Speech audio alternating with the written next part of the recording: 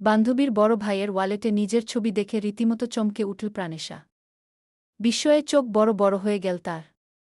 নিজেকে যেন বিশ্বাস করাতে পারছে না ছবিটা ওরই। থাই স্ট্যাচুর মতো দাঁড়িয়ে ছবিটা খুঁটিয়ে খুঁটিয়ে দেখছে।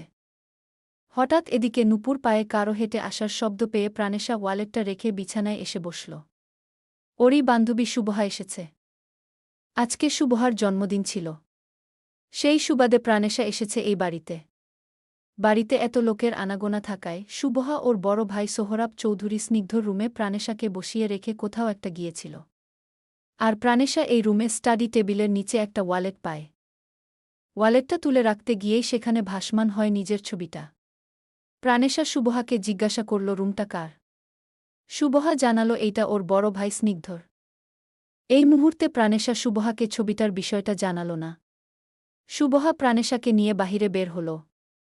এরপরে সিঁড়ি বেয়ে নিচে এসে ড্রয়িং রুমে এল। সব গেস্টরা এখানে। শুভহা নিজের মা রাজিয়া বেগম এবং বাবা সাইদ রেজা চৌধুরীর সাথে প্রাণেশাকে পরিচয় করিয়ে দিল। প্রাণেশার দুটো চোখ খুঁজছে শুভহার ভাইকে।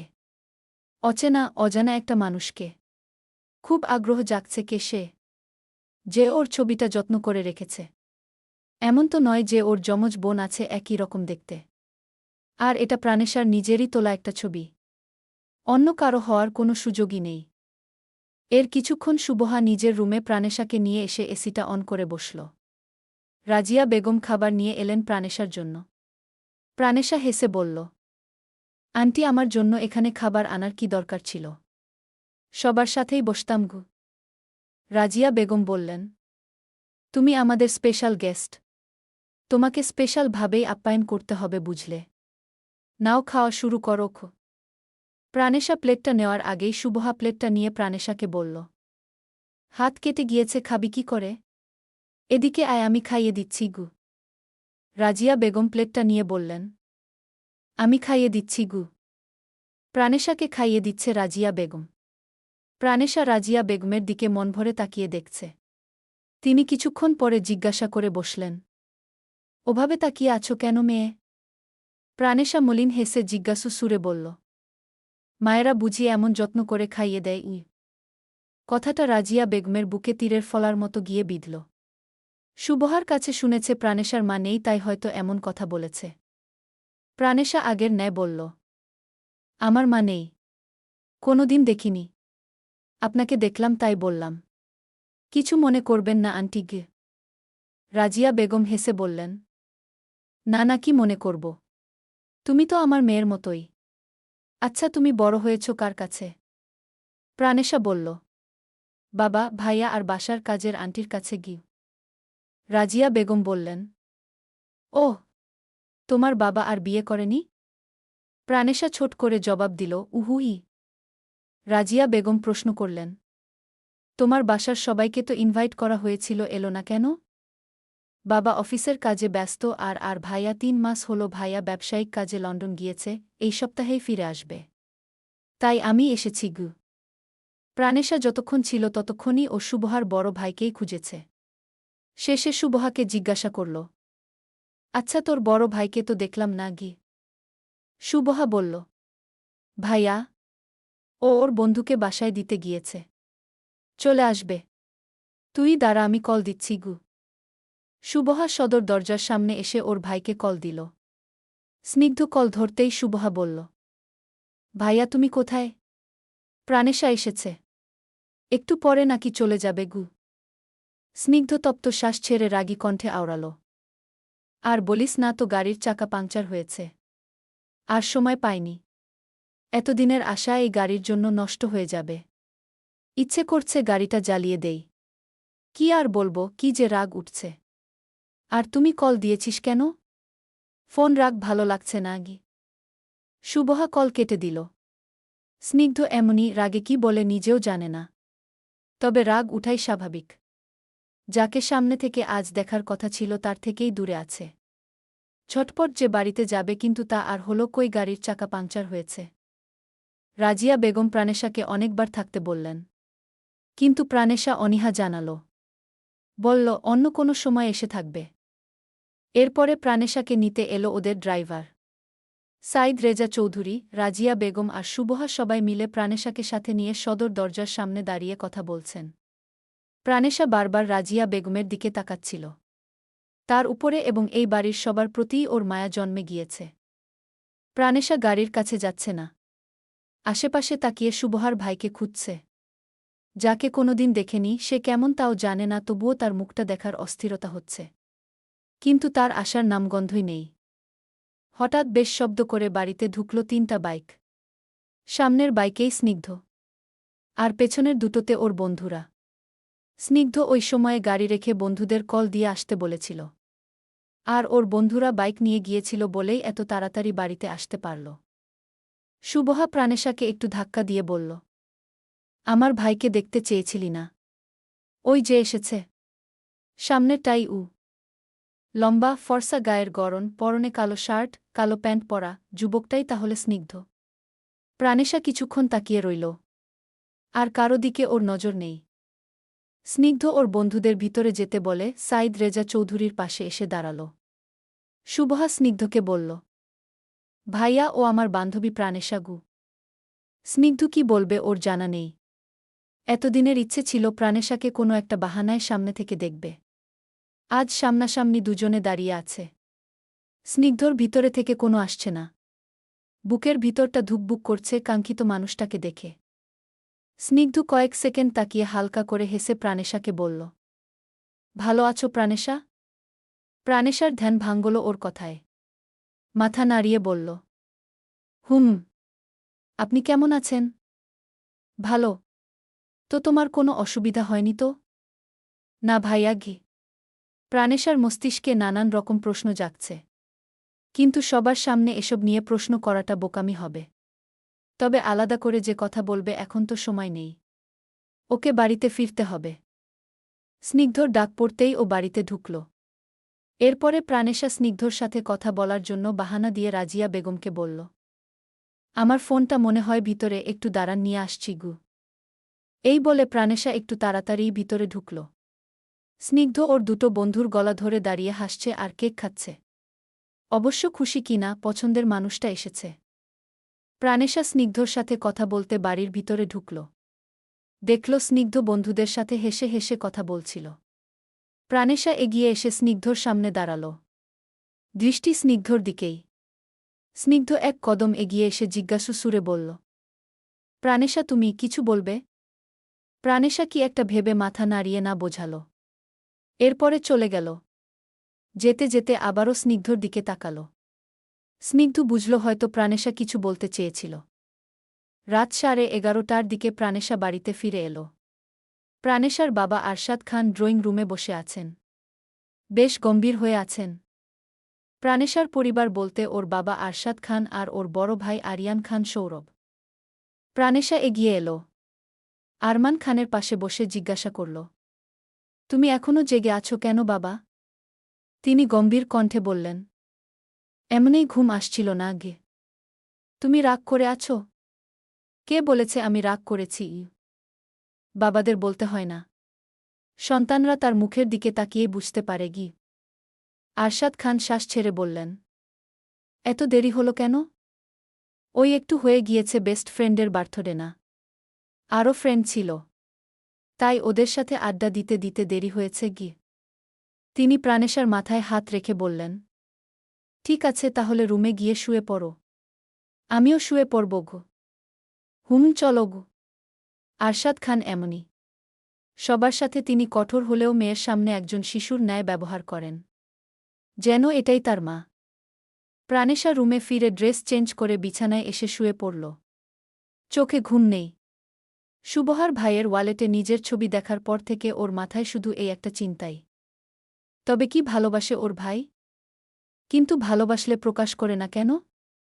নাকি অন্য কোনো কারণে ছবিটা ওয়ালেটে রেখেছে? কিন্তু কি কারণে? কোনো কারণ তো প্রাণেশার মাথায় আসছে না। প্রাণেশা উঠে বসল।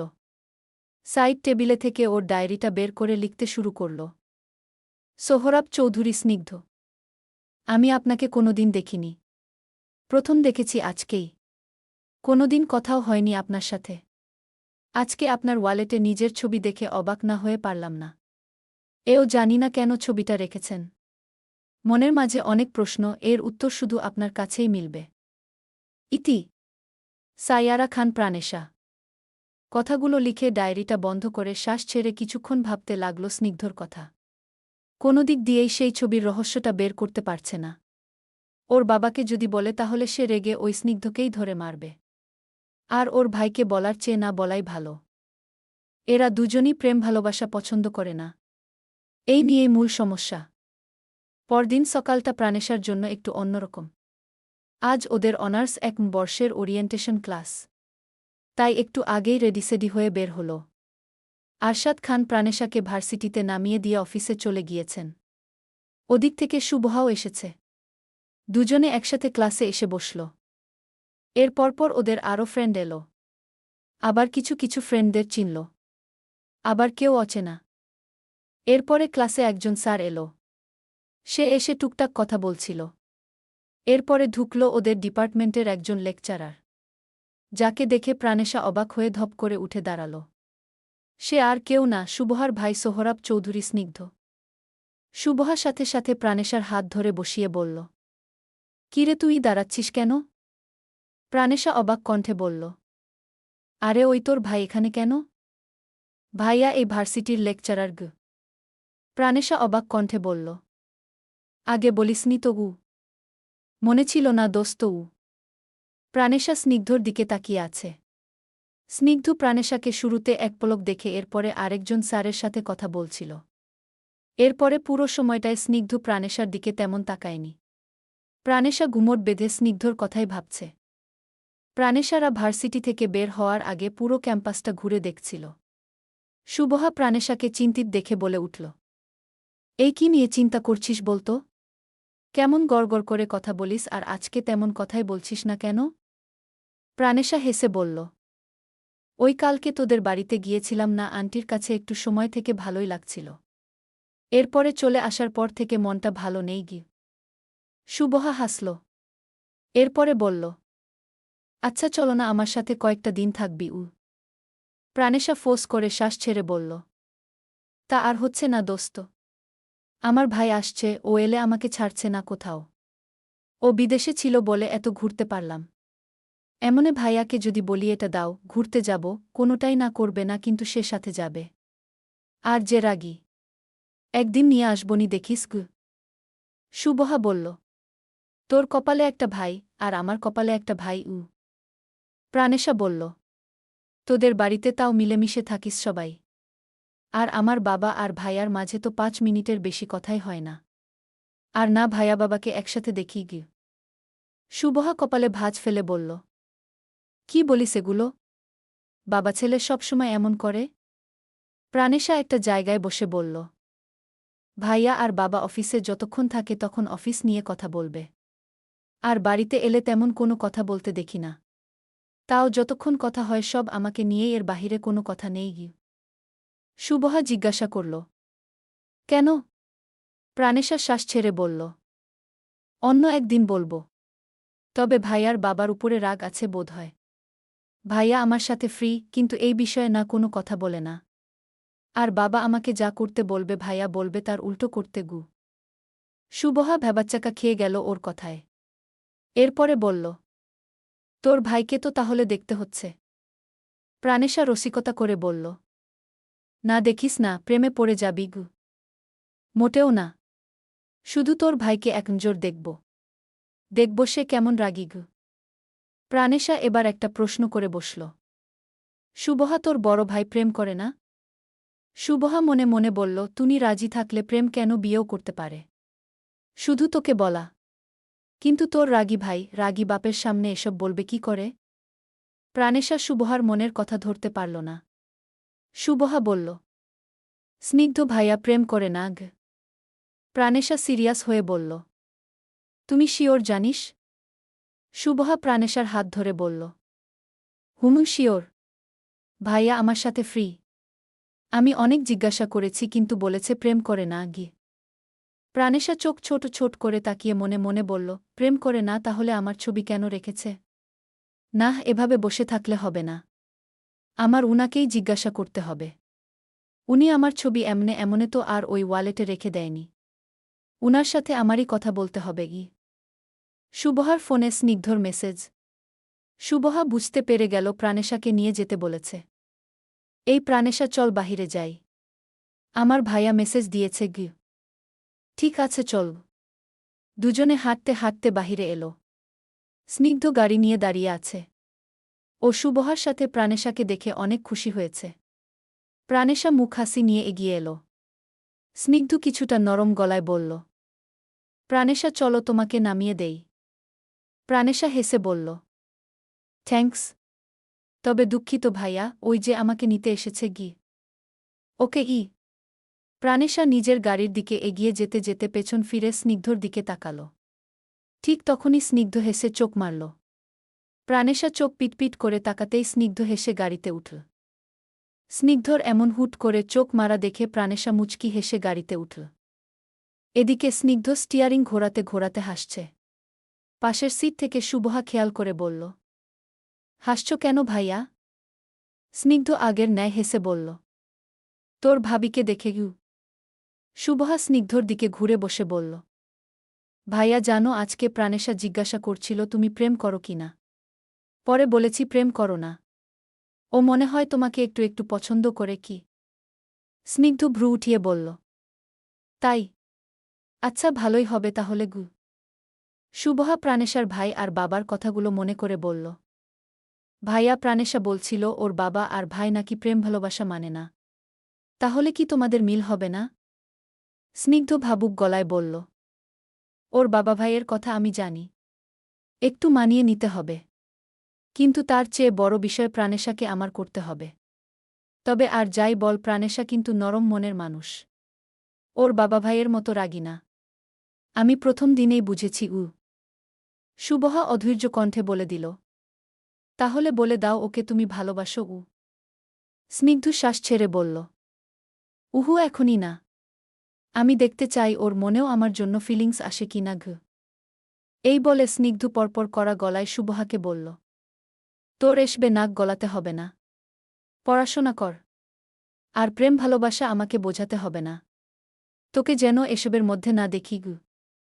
শুভহা মুখটা ভার করে সামনে তাকিয়ে রইল। ভাবল ভালোই তো কথা হচ্ছিল, কিন্তু পড়াশোনার কথা তোলা কি ভাইয়ার খুব দরকার ছিল। আবার বলে প্রেম করা যাবে না। নিজে করবে সেটা কিছু না। পরদিন প্রাণেশা ভার্সিটিতে গেল। আজকে শুভহা আসেনি। সকালে মেসেজে বলতো যে আসবে, কিন্তু ক্লাস শুরু হচ্ছে এখনও আসছে না কেন। প্রাণেশা ফোনটা বের করে স্যারের নজর এড়িয়ে মেসেজ দিল, কিন্তু মেসেজ সিন করার নাম নেই মেয়েটার। প্রথম ক্লাসটা শেষ হতেই প্রাণেশা বের হল। বান্ধবীকে ছাড়া একটুও ভালো লাগছে না।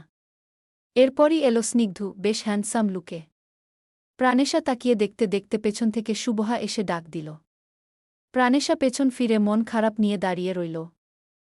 শুভহা কাছে এসে ওকে জড়িয়ে ধরে বলল, আই এম সরি দোস্ত। একটু লেট হলো। আর বলিস না ভাইয়ার একটা কাজ ছিল রে গি। হয়েছে আর বলতে হবে না। চল। তোকে ছাড়া ভালো লাগছিল না গি। দুজনে ক্লাসে ঢুকল। তবে প্রাণেশার বড্ড তৃষ্ণা জাগছে স্নিগ্ধকে দেখতে। কিন্তু কি করে যাবে? সেই তো ছুটি হলেই দেখতে পাবে। সন্ধ্যার পরপর প্রাণেশা এই বাড়ির কাজের লোক রোকেয়া বেগমের সাথে বসে টিভিতে সিরিয়াল দেখছিল। ছোট থেকে তিনিই বড় করেছেন প্রাণেশাকে। এই পরপরই প্রাণেশার ফোনে সৌরভ কল দিল। প্রথমেই সৌরভ বোনকে খোঁচা মেরে কথা বলল, কিরে বিড়ালের বাচ্চা কেমন আছিস? উফ ভাইয়া এসব নামে ডাকবে না। ভালোভাবে ডাকবে, আমি তোমার বোন হই গি। সৌরভ হেসে বলল, আপা ভুল হয়ে গিয়েছে, ক্ষমা করুন গু। প্রাণেশা একটু রেগে গেল। ভাইয়া ঘি। কি করছিস? বল কি আনতে হবে, শপিংয়ে এসেছি। কালকে দেশে আসব উ। প্রাণেশা খুশি হয়ে রয়েছে বলতে শুরু করল, ভাইয়া আমার জন্য চকলেট আনবে, ঘড়ি আনবে, লিপস্টিক, নেলপালিশ আর গু। হয়েছে থাম, এত টাকা পয়সা নাই। তোর বাপকে গিয়ে বল উ। প্রাণেশা ঠোঁট উল্টিয়ে ঝাড়ি মেরে বলল, থাক আনতে হবে না গি। বলে ফোনটা কেটে দিল। সৌরভ হেসে ফেল। ওর আবার বোনকে রাগাতে বেশ ভালো লাগে। যেন যুদ্ধে জয়লাভ করার মতো আনন্দ পায়।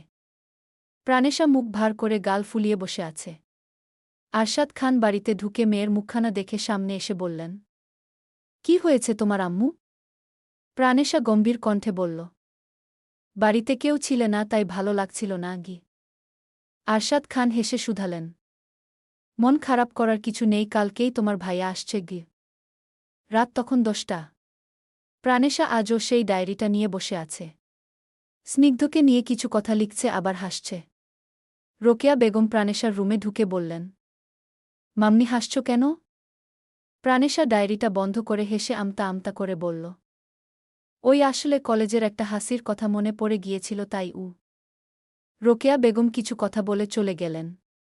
এরপরেই প্রাণেশা সুবহাকে কল দিল। উদ্দেশ্য স্নিগ্ধর সাথে একটু কথা বলার চেষ্টা। হয়তো যোগাযোগ করার জন্য নাম্বার অথবা ফেসবুক আইডি চাইতে পারে।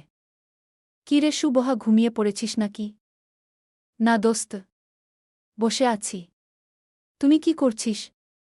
কিছু না। আচ্ছা সুবহা শোন না, একটা হেল্প করবি? কি হেল্প বল, এক্ষুনি করে দিচ্ছি গি।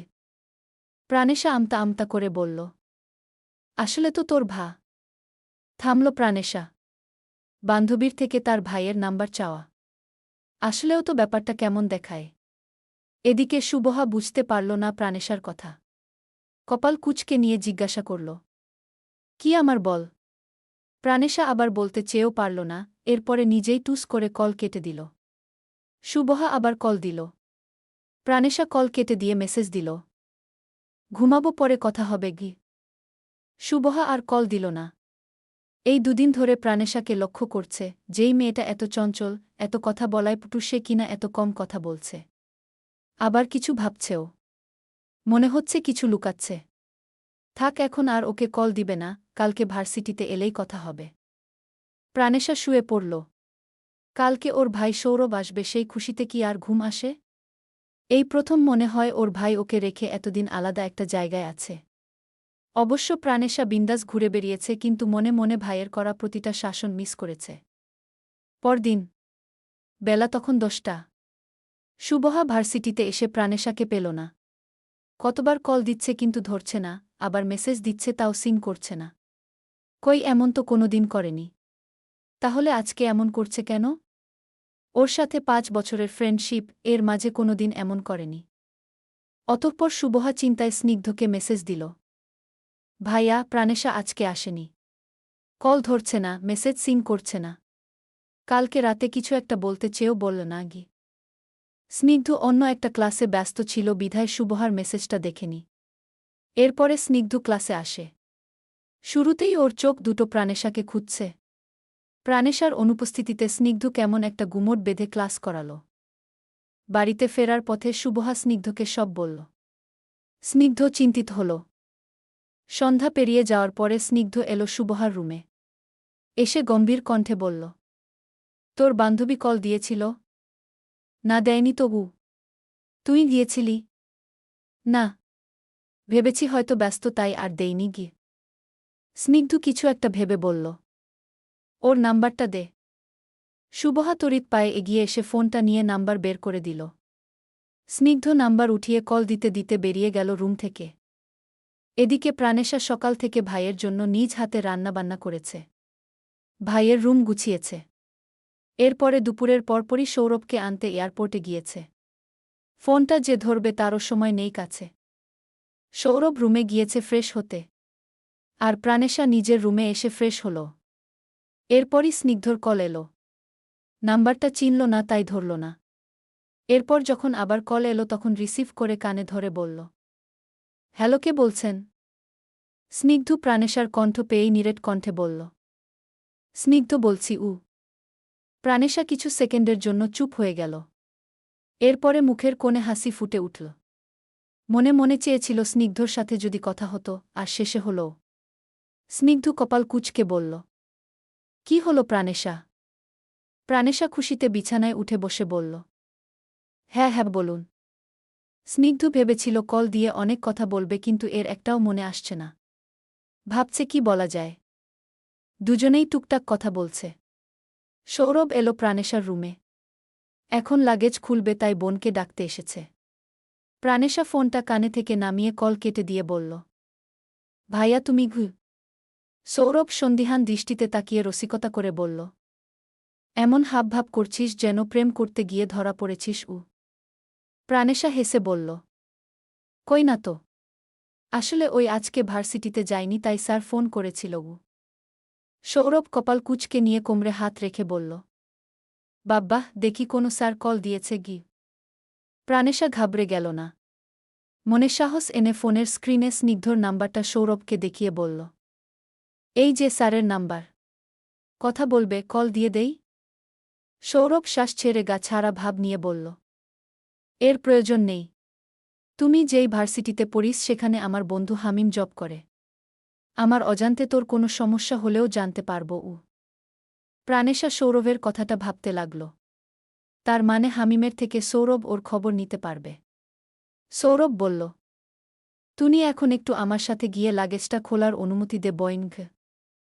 প্রাণেশা অতসৎ চিন্তা বাদ দিয়ে বিছানায় থেকে নেমে দাঁড়াল। ভাইয়ের হাত ধরে যেতে যেতে বলল। ভাইয়া তুমি লন্ডনে গিয়ে প্রেম করনি? না মানে কাউকে পছন্দ হয়নি? সৌরভ দাঁড়াল। কটমট দৃষ্টিতে বোনের দিকে তাকিয়ে বলল। লাঠি চিনিস লাঠি? এই 3 মাস তো লাঠির চেহারা দেখিসনি তাই ভুলে গিয়েছিস মনে হয় গে।